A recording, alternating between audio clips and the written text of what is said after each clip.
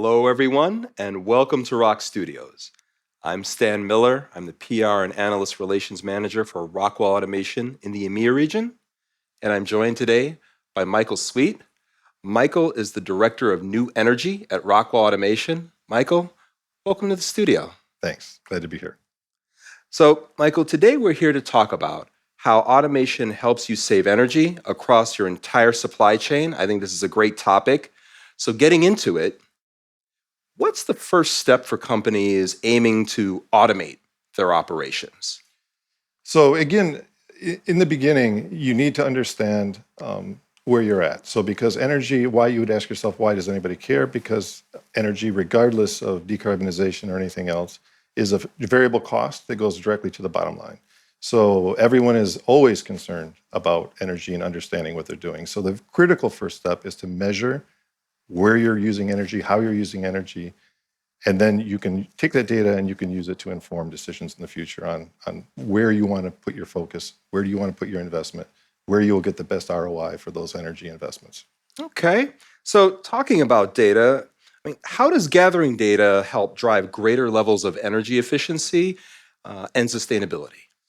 Well, again, because without the data, you don't have a baseline, so you don't know where you're at. So I use an example that in my personal life, I replaced all my lighting with CFCs with LED lighting. I put new windows in, triple pane, put a new high efficiency furnace, and I put X-ray insulation in my house. I thought I am the pinnacle of energy efficiency.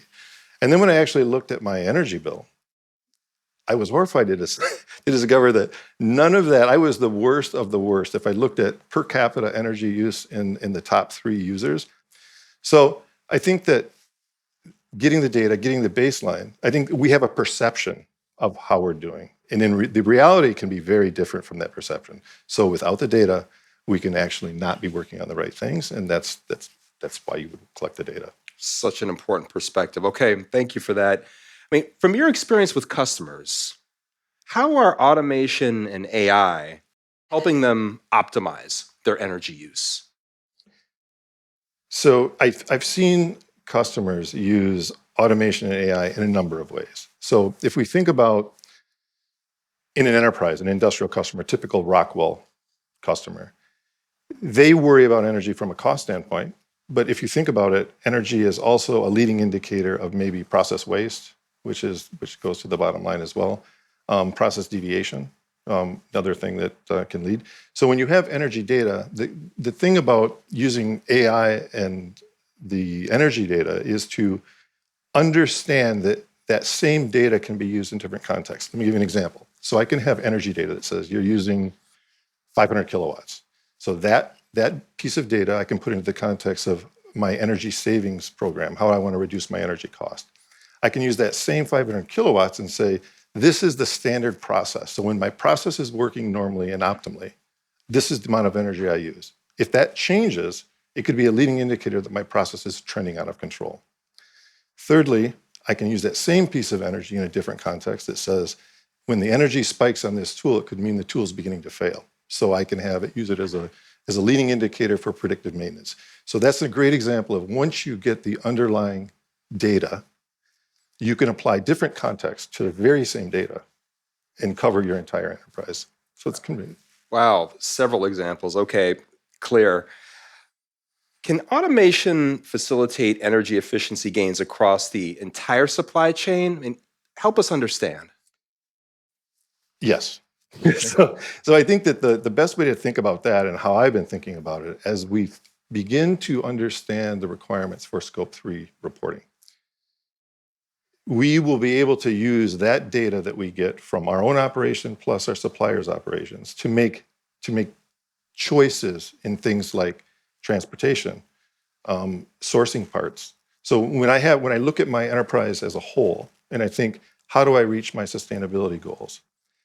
I will be able to make decisions if I have AI, automate decisions, and I have the data on the whole supply chain to say, I can afford to use this shipping, which is maybe more carbon intensive, but has a better price because I'm going to trade that with something else in my operation. Like I'm going to source, we've now begun to source these parts from a lower carbon source.